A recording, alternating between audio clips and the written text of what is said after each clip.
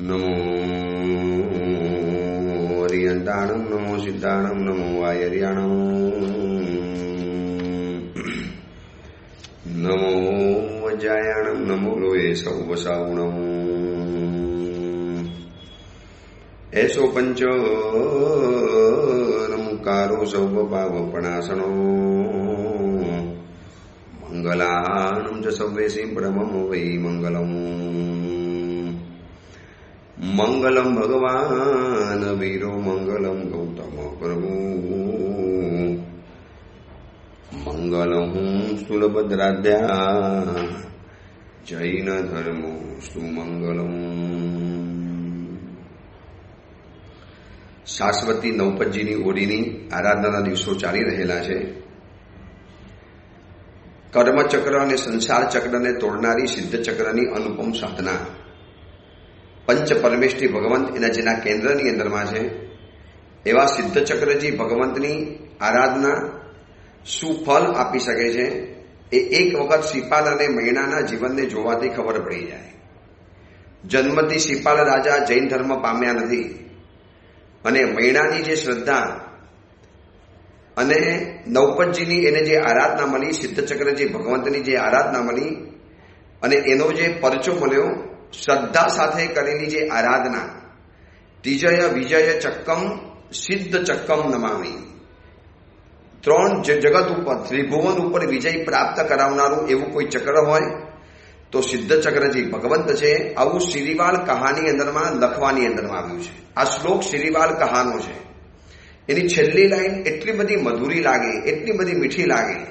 જ્યારે જ્યારે પણ સિદ્ધ ચક્રજીનું યંત્ર જોવું, જ્યારે જ્યારે પણ જિનાલયમાં સિદ્ધ ચક્રજી ભગવંતનો પટ જોવા માટે મળે અને આ લાઈન અચૂક મુખમાંથી નીકળી જાય, ત્રિજય વિજય ચક્કમ સિદ્ધ ચક્કમ નમામી, એવા સિદ્ધ ચક્રજી ભગવંતને હું નમસ્કાર કરું છું કે જે ત્રણ જગતની ઉપર વિજય પ્રાપ્ત કરાવી શકે છે. જગત ઉપર વિજય પ્રાપ્ત કરવો હોય તો કર્મો ઉપર વિજય પ્રાપ્ત કરવો પડશે, સંસાર ચક્રને અડકાવવું પડશે.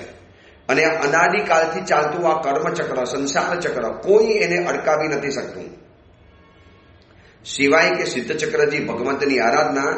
કારણ કે આ આરાધનામાં દેવ, ગુરુ અને ધર્મ ત્રણેય પ્રકારની આરાધના અંદરમાં સમાયેલી છે. આજે નૌપતજી ભગવંતનો છઠ્ઠો દિવસ, નૌપતજીની ઓળીનો આજે છઠ્ઠો દિવસ, સમ્યક દર્શન પદ. ગઈકાલે આપણે ઉપાધ્યાય ભગવંતની વાત કરી, ગઈકાલે આપણે સાધુ ભગવંતની વાત કરી, સાધુ તત્વની આરાધનાની વાત કરી, સાધુ તત્વની વાતો આપણે જીવનની અંદરમાં જાણી. હવે આજે આપણે જોવાનું છે સમ્યક દર્શન પદ, એટલે કે છઠ્ઠા નંબરનું પદ, સમ્યક દર્શન પદ. અને આ સમ્યક દર્શન પદને આજે આપણે વિસ્તારથી એટલા માટે જોવાનું છે કારણ કે બધો જ મેં અને તમે ધર્મ જે જીવનની અંદરમાં કર્યો, આ બધો ધર્મ વેલિડ ક્યારે બને, આ ધર્મ સ્વીકાર્ય ક્યારે બને? સમ્યક દર્શન પામ્યા પહેલા આપણે ગમે એટલી કદાચ સારી ભવની અંદરમાં ગયા, સારી ગતિની અંદરમાં ગયા, ઉચ્ચ પદવીઓને પ્રાપ્ત કરી, પણ એ ભવોની સંખ્યાની અંદરમાં નથી ગણાતું. જ્યારે સંકિત પામ્યા અને પછી જ આ બધું ગણાતું હોય છે. તો શું છે આ સમ્યક દર્શન પદ? કેવી રીતે પામી શકાય આ સમ્યક દર્શન પદને? આજે આપણે બહુ શાંતિથી અને બહુ વ્યવસ્થિત રીતે આ જોવું છે. જ્યારે વારંવાર સમ્યક દર્શન શબ્દ દર પ્રવચનમાં, પુસ્તકોની અંદરમાં, ક્યારેક ક્યારેક વાર્તાલાપની અંદરમાં આ શબ્દ જ્યારે સાંભળીએ છીએ તો શું છે આ સમ્યક દર્શન પદ, કેવી રીતે પ્રાપ્ત થાય? તો બહુ ધ્યાનથી સાંભળવા જેવું છે. ભવચક્રની અંદરમાં જ્યારથી આપણું પરિભ્રમણ શરૂ થયું, અનાદિ નિગોદમાંથી જ્યારે આપણે બહાર નીકળ્યા અને પછી દરેક ભવોની જે સફર શરૂ થઈ, દરેક ભવની અંદરમાં રાગ અને દ્વેષ, રાગ અને દ્વેષ આ સતત ને સતત ચાલતા રહ્યા. સારી વસ્તુ જોઈ, સારું રૂપ જોયું, સારું સૌંદર્ય જોયું, સારા કપડાં જોયા અને એક રાગ થઈ ગયો. એની સામે ખરાબ વસ્તુ જોઈ, ખોટી વસ્તુ જોઈ અને મનની અંદરમાં દ્વેષ પેદા થઈ ગયો. આ રાગ અને દ્વેષ એની સિરિયલ સતત ને સતત ચાલતી ગઈ. એના કારણે આપણા આત્મા ઉપર એક કર્મનો જથ્થો જમા થઈ ગયો, જેને અસલ શાસ્ત્રીય ભાષામાં, કર્મગ્રંથની ભાષાની અંદરમાં રાગ દ્વેષની નિબીડ ગાંઠ કહેવાય. રાગ દ્વેષની ગાંઠ નિબિડ એટલે અતિ ભારે, અતિ કપરી, અતિ કઠિન, જેને ભેદવી અત્યંત ભારે પડી જાય એને નિબિડ શબ્દ કહેવાય છે। राग और द्वेष की ये निबिड़ गांठ, अति भयंकर गांठ, और ऐसी ये गांठ है कोई खोल नहीं सकता, कोई तोड़ नहीं सकता, कोई जला नहीं सकता, कोई हटा नहीं सकता। बस આવી ભયંકર રાગ અને દ્વેષની ગાંઠ રોજ દરેક ભાવમાં આપણે આ ગાંઠને મોટી ને મોટી કરતા જ ગયા। રાગ દ્વેષનો જથ્થો જમા થતો જ ગયો। આજે પણ જુઓ ને, આપણે આ ભાવની અંદરમાં છીએ, રાગ અને દ્વેષ સતત ચાલતા કરતા હોય છે। સારું કર્યું રાગ થયો, ખરાબ કર્યું દ્વેષ ઉત્પન્ન થઈ ગયો। વસ્તુ પ્રત્યેનો રાગ અને જીવ પ્રત્યેનો દ્વેષ, આ સતત ને સતત ચાલનારી, અવિરત ચાલનારી આપણી આંતરિક પ્રક્રિયા છે। અને એના કારણે એક ગાંઠ ઊભી થઈ ગઈ, રાગ દ્વેષની ભયંકર ગાંઠ ઊભી થઈ ગઈ। હવે આ ગાંઠ એવી છે કે આપણા આત્માને સંકિત સુધી જવું તું, સંકિતના દરવાજા સુધી જવું તું, સંકિતના સૂર્યોદયને જોવો તો, પણ આ ગાંઠ વચની અંદરમાં આડી આવી ગઈ, જેને ગ્રંથિ પ્રદેશ કહેવાય છે શાસ્ત્રીય ભાષામાં। આ ગ્રંથિ પ્રદેશ સુધી હું અને તમે અસંખ્ય વાર, અનંત વાર આપણે જઈને પાછા આવ્યા, પણ રાગ દ્વેષ એવા છે કે જે આપણને આગળ જવા નથી દેતા, વળી પાછા આપણને પાછા બહાર હટાવીને બરોબર દરવાજા સુધી પહોંચ્યા। बस હવે खाली आ ग्रंथि प्रदेश ने भेदवानी बात थी। अगर उसको भेद दिया, उसको खत्म कर दिया, राग द्वेष की गांठ को ओवरटेक कर दिया, उसको पिघाल दिया, कुछ भी करा, आनी खत्म थवी जरूरी हती, पण कम नसीबी ए पड़ी आपणी के ग्रंथि प्रदेश सुधी आवी अने आपणे सैकड़ो वार आव्या अने पाछा गया। दर वखते एम थाय के बस हवे राग द्वेष करवा ज नथी, હવે આ બધો દ્વેષ જીવનમાં નથી કરવો, આવા રાગના ભાવ જીવનમાં નથી કરવા, પણ કોઈ નિમિત્ત મળ્યું, કોઈક એવી વસ્તુ જોઈ અને વળી પાછા રાગ દ્વેષ અંદરમાંથી ઉઠ્યા વગર રહેતા નથી। અને એના કારણે આ ગ્રંથિ પ્રદેશની અંદરમાં જે રાગ અને દ્વેષની ગાંઠ આવી છે, વધતી ચાલી મોટી થતી ગઈ। આપણે રસપૂર્વક એને સિંચી। તમને ખબર છે, ગાંઠ પડી ગયા પછી જો ઉપર તેલ નાખવામાં આવે ને તો એ ગાંઠ ઓર વધારે મજબૂત થઈ જાય, પછી એવી મજબૂત થાય કે એને ખોલવી બહુ ભારે પડી જાય। એક તો રાગ દ્વેષ કર્યા અને ઉપરથી પાછા રુચિપૂર્વક કર્યા, રસપૂર્વક કર્યા, વિથ ઇન્ટરેસ્ટ, અત્યંત રાગપૂર્વક કર્યા, ગમાડીને કર્યા। એનાથી આ રાગ દ્વેષની ગાંઠ વધતી ચાલી અને એવું બન્યું કે હવે આપણને આપણા પોતાના વિકાસની અંદરમાં આડી આવવા માંડી। પણ એક દિવસ કર્મગ્રંથની પ્રક્રિયા મુજબ લખ્યું છે કે આ રાગ દ્વેષની ગાંઠ સુધી આવ્યા પછી પાછા કેમ ગયા? કારણ કે આપણે અપૂર્વકરણ અને અનિવૃત્તિકરણ જીવનની અંદરમાં નથી કર્યું। આ બે પ્રકારના એક કરણ આવે છે, એનું શાસ્ત્રીય શબ્દ છે અપૂર્વકરણ અને અનિવૃત્તિકરણ। આનું કોઈ ઇંગ્લિશ નથી, આ જ એની ભાષા, આ જ કર્મગ્રંથની આ એક પવિત્ર ભાષા છે અને આ શબ્દોને યાદ રાખવા પડશે। અપૂર્વકરણ એટલે એવું કરણ કે હવે પાછા હટવું નથી, હવે તો કોઈ પણ હિસાબે આ રાગ દ્વેષની ગાંઠને ખતમ કરી જ છૂટવો, એવો અંદરમાંથી એક જબરજસ્ત જજ્બા પેદા થયો, એક જનૂન પેદા થયો, એક અંદરમાંથી કિલર ઇન્સ્ટિંક્ટ જેને કહેવાય ને એવો ભયંકર ભાવ પેદા થયો। कुछ भी हो जाए, फना हो जाऊंगा, खत्म हो जाऊंगा। આ વખતે તો રાગ દ્વેષને ખતમ કર્યા વગર રહેવું જ નથી। આ અપૂર્વકરણ અને પછી અનિવૃત્તિકરણ, હવે એથી પાછા નથી જવું। એક અપૂર્વ ભાવોલ્લાસ પેદા થયો, જિંદગીમાં ન અનુભવ્યો હોય એવી ભાવધારાનો અનુભવ થયો, એવો અંદરમાંથી ઉછળતો ઉલ્લાસનો ઉર્ધિ પેદા થયો।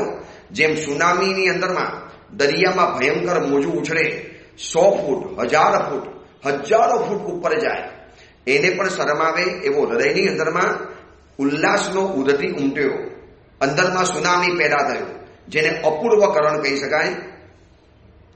અને આ અપૂર્વકરણના પ્રતાપે આપણે હવે નક્કી કર્યું કે હવે મારે આ વખતે કંઈક તો કરી જ બતાવવું છે।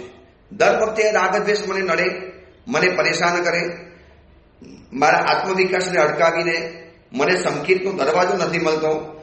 સમકિત દ્વાર ગભારે ભેંસ હતાજી, આ એક સ્તવનની અંદરમાં લખ્યું છે કે સંકિતના ગભારાના દરવાજાની અંદરમાં જતા આપણે આ રાગદ્વેષ અટકાવે છે। એટલે ખબર છે, દેરાસરની અંદરમાં પ્રવેશ કરો છો ત્યારે આજુબાજુમાં દેરાસરના મુખ્ય ગભારા પરમાત્મા જ્યાં બિરાજમાન છે, એ ગભારાની અંદરમાં જવા માટે બે બાજુ સિંહના મોઢા, વરાહાના મોઢા જેવા બે મોઢા બહાર પડેલા છે, જેની જીભ બહાર લબડતી હોય છે. આ શું છે? રાગ અને દ્વેષનું પ્રતીક છે. એની ઉપર પગ મૂકીને જવાનું છે. કેમ? તો કે બસ મેં રાગ અને દ્વેષ ઉપર વિજય પ્રાપ્ત કર્યો. જવો તારે એક ઉપર અને પાછા વળતા આવો તારે બીજા ઉપર. બસ મેં રાગ દ્વેષ ઉપર વિજય પ્રાપ્ત કર્યો. રાગ દ્વેષને વિજયી કર્યા છો, અમને વિજયી કરજો. સર્વ કર્મથી મુક્ત બન્યા છો, અમ બંધનને હરજો. આ ભગવાનને આપણે પ્રાર્થના કરીએ છીએ ને. અને કોઈ ધન્ય અવસર આવ્યો, કોઈ ધન્ય પર આવી, એવો સૌભાગ્ય ક્ષણ આવી આપણા જીવનની અંદરમાં, અને આપણને સહજ રૂપે અપૂર્વકરણ અને અનિવૃત્તિકરણ થયું, અને એનાથી એવો ઉલ્લાસ થયો કે જન્મ જન્મથી, સેંકડો ભવોથી, અસંખ્ય ભવોથી જે કામ આપણે નતા કરી શકતા, આ રાગદ્વેષની ગાંઠને ભેદવાનું, અને એ વખતે અપૂર્વકરણના કારણે અને અનિવૃત્તિકરણના કારણે એવો ઉછારો આવ્યો કે રાગદ્વેષની ગાંઠને પીગને છૂટકો થયો. એ રાગદ્વેષની ગાંઠ ખુલી ગઈ. અંદરમાંથી સદભાવો પેદા થયા, સુખ ભાવોની સરળી પેદા થઈ, ઉછળતો ઉલ્લાસ પેદા થયો. આંખમાંથી ચોધાર આંસુ વરસવા માંડ્યા. પ્રભુ, શાસન, ધર્મ, સાધર્મિક ધર્મના અંગોને જોઈ અને એવો અપૂર્વ ભાવ પેદા થયો. હવે ક્યારે પાછા હટવું જ નથી.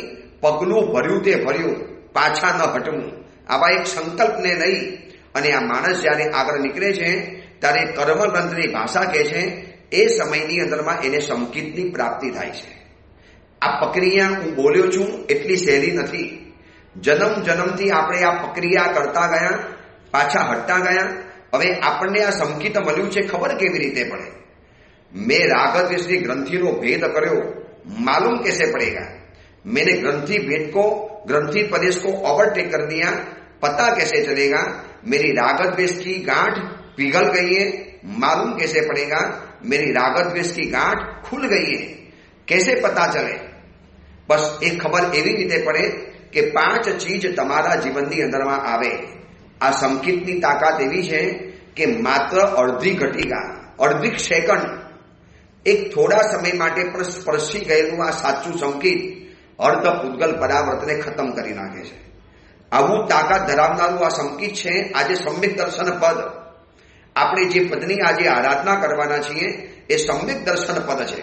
तमे विचारी लेजो के केवा अद्भुत पदों आ सिद्ध चक्रजी भगवंतनी अंदरमां समायेला छे।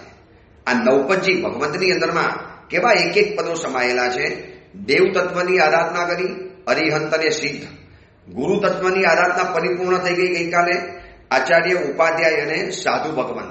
हवे आजे आ धर्म तत्वनी उपासना शरू थई छे। एमां पहेलुं तत्व छे सम्यक दर्शन पद। साचुं दर्शन थाय, खोटुं दर्शन न थाय। संकेत पामेलो जीव सतत बीजाने साची सलाह आपे। मारी अंदर में संकेत प्रकृति खबर केवी रीते पड़े? मैं संकेती बनावूं, मुझे पता कैसे चले? एनो एक बहु सीधो हिसाब जे सतत साची सलाह आपे एनु नाम छे संकेती। कोई पूछवा माटे आवे के भाई मारे आ पाप करवू छे तो करूं के न करूं? ओळखे देखो करवा जेवुं नथी, रात्रि भोजन नथी करवा जेवुं, जमीन कण खावा जेवुं नथी, अभक्ष नथी खावा जेवुं, होटल में नथी जवा जेवुं।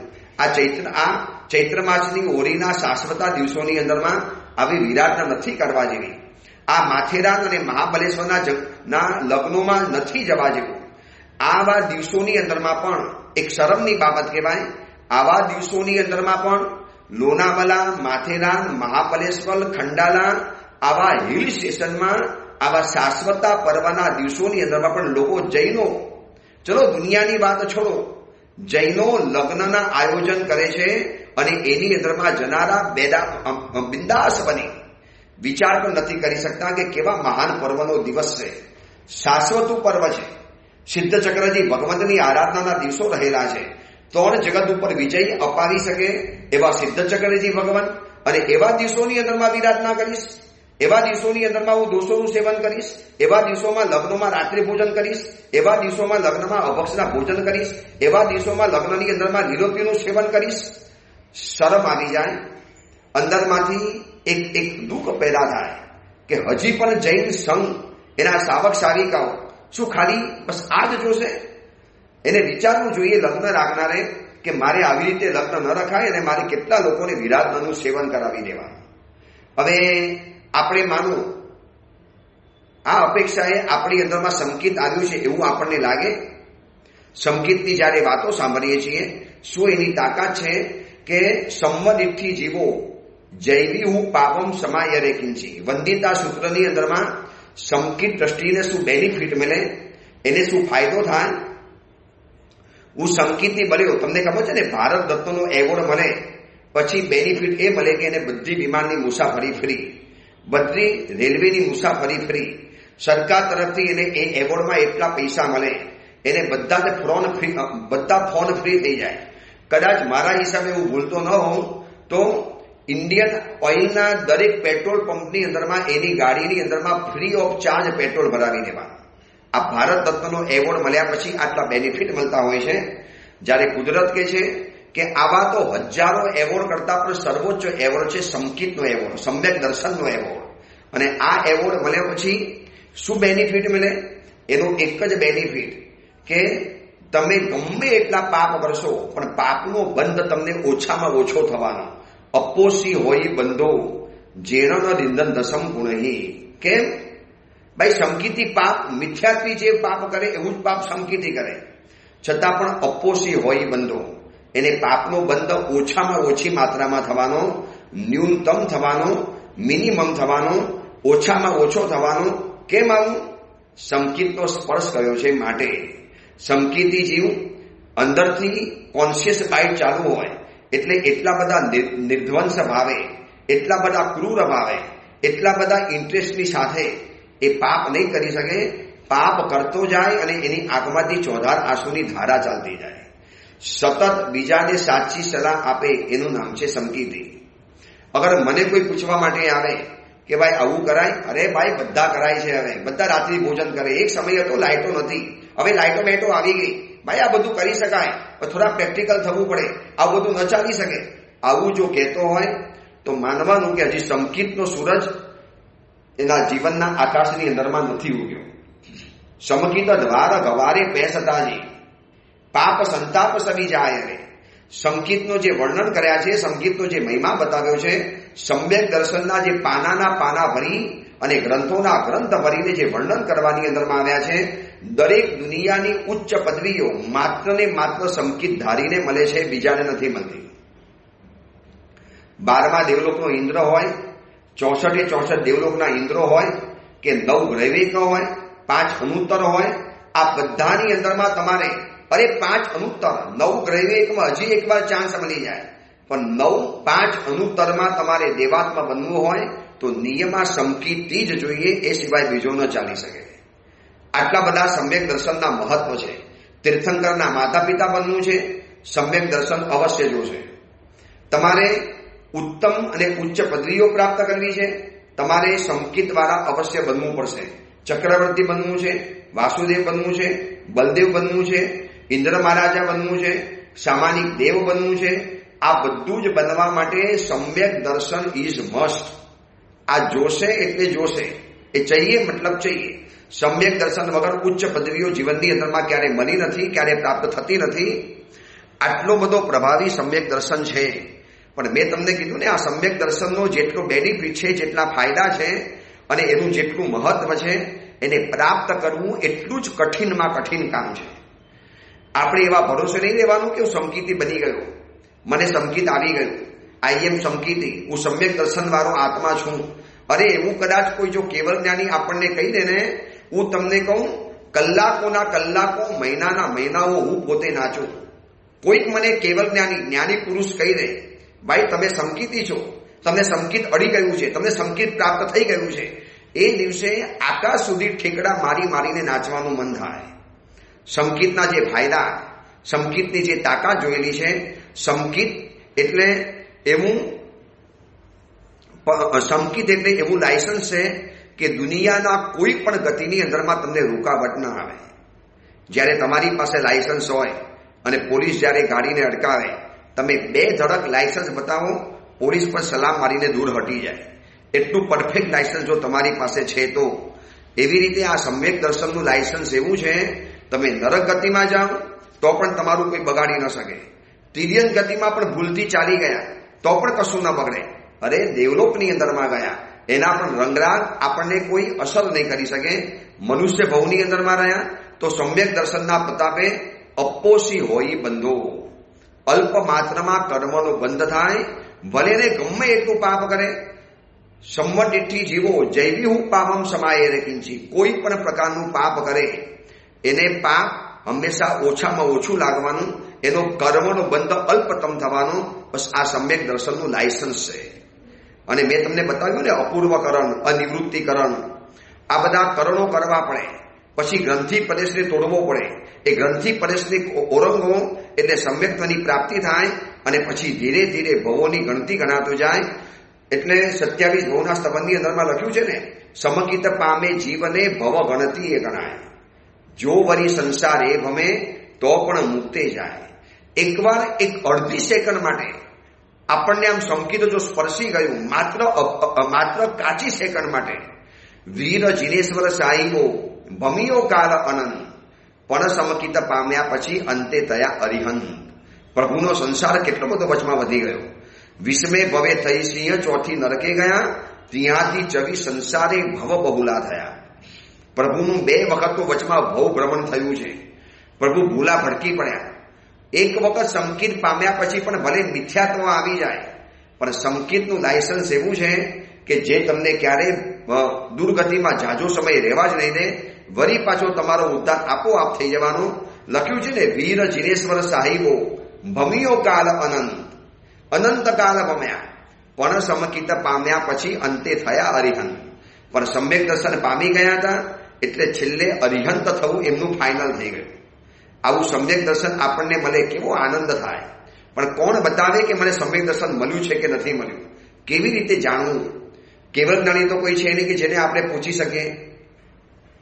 અને એવા અજ્ઞાની જીવો છે કે જે સંકિત અને મિથ્યાત્વના પડીકા અનધિકૃત રીતે એને કોઈ આપવાનો કોઈ ઓર્ડિનરી ચાન્સ નથી, અધિકાર નથી.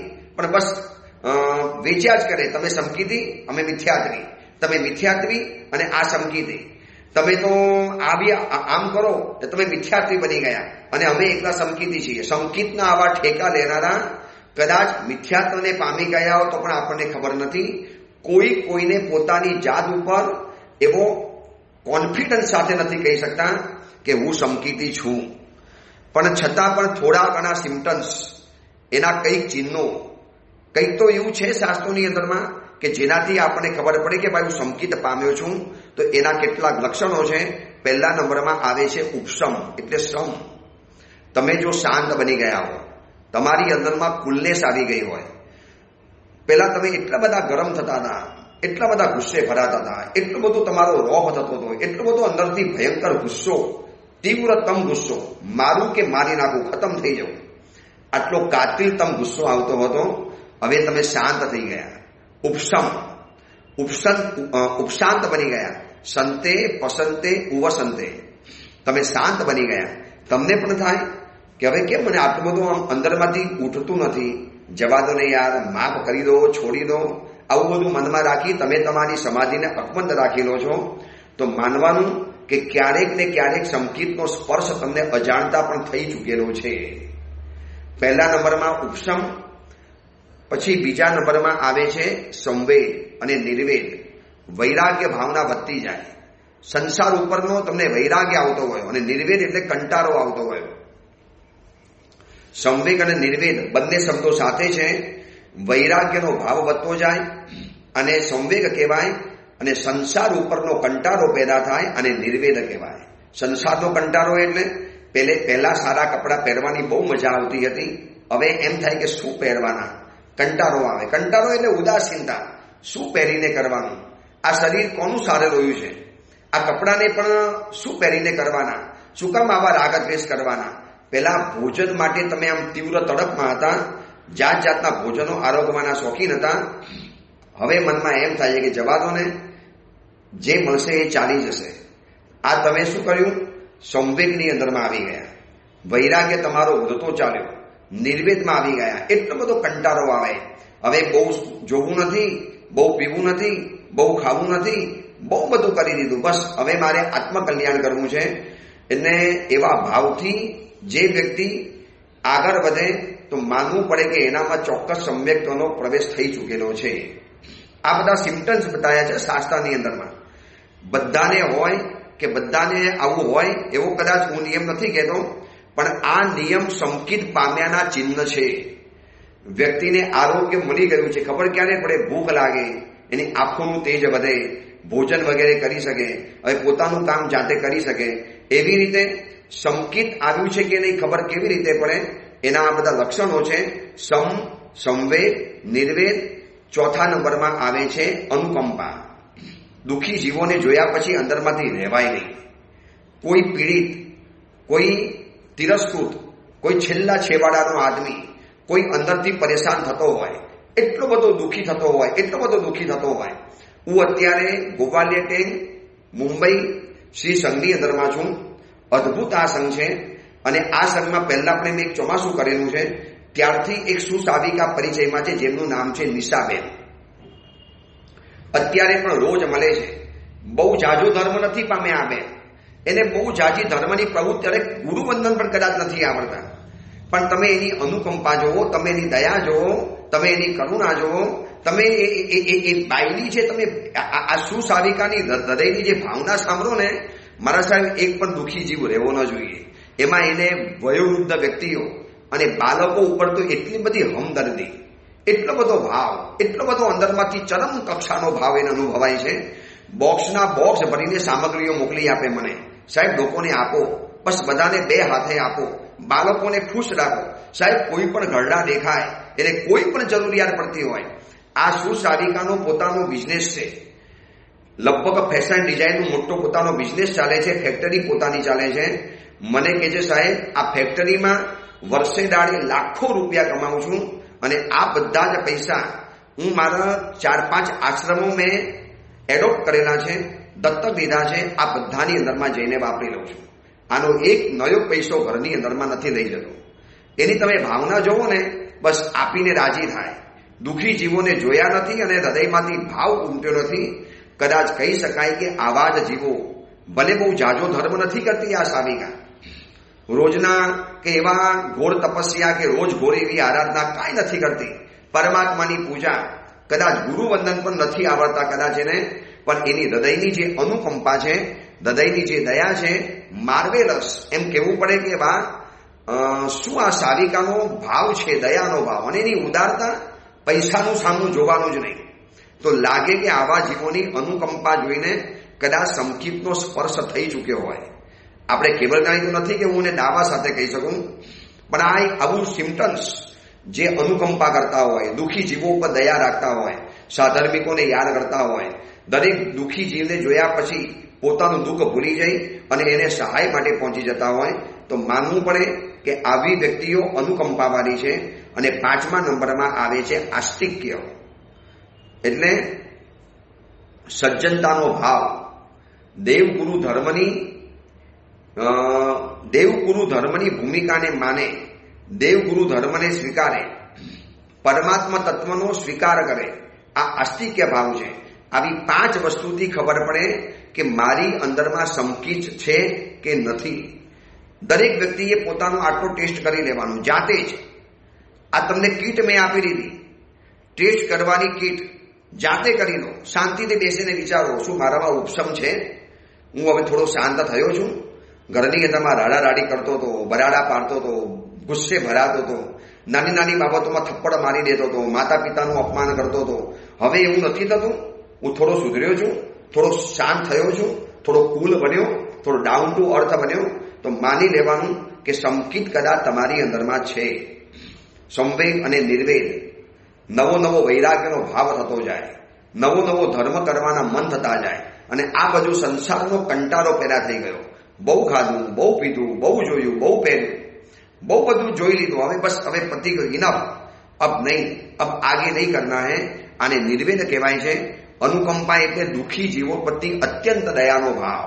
મેં તમને જે સુસાવિકાનું દ્રષ્ટાંત બતાવ્યું એની જેમ.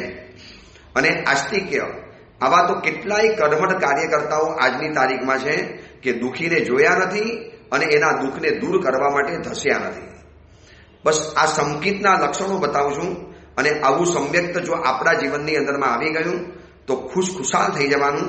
સંકિતને પ્રાપ્ત કરવાના કેટલાક ઉપાયો પણ છે, એની ચર્ચા ફરી પાછી ક્યારેક આપણે કરીશું. પણ આજે ઓમ રીમ નમો દંશનસ્સ આનો જ્યારે જાપ કરીએ, એના જ્યારે ખમાસના આપશું, એની જ્યારે માલા ફેરીશું, આમિલ કરનારા જ્યારે એના આમિલ કરશે તો આમિલ કરતા કરતા આ સમ્યક દર્શન પદને આજીજી કરજો કે પ્રભુ એક સેકન્ડ માટે મને સ્પર્શી જાવ ને, બસ એક સેકન્ડ માટે. હું લાયક નથી સમજુ છું, મારામાં એટલી યોગ્યતા નથી હું સમજુ છું, કદાચ મારી પાસે એવી કોઈ પાત્રતા પણ નથી કે હું આપને કેવી રીતે કહી શકું, પણ પ્રભુ બસ આટલી દયા કરો ને, ખાલી એક વખત મને સ્પર્શી જાઓ, બસ એક વખત મારા જીવનની અંદરમાં આવી જાઓ. આ સમ્યક દર્શન એટલે અધ્યાત્મની દુનિયાનો દરવાજો છે. આ સમ્યક દર્શન એટલે પરમની પ્યાસ છે. આ સમ્યક દર્શન એટલે તમામ આરાધનાના સ્થાનોમાં પ્રાણપૂરતો આધ્યાત્મિક ઉર્જાનો પ્રવાહ છે. આ સમ્યક દર્શન એટલે અંતરનું અજવાળું છે. આ સમ્યક દર્શન એટલે ભીતરની ભવ્યતા છે. આ સમ્યક દર્શન એટલે સૌભાગ્યનો સૂર્યોદય છે. આ સમ્યક દર્શન એટલે ગુણ સેનાનો સરદાર છે.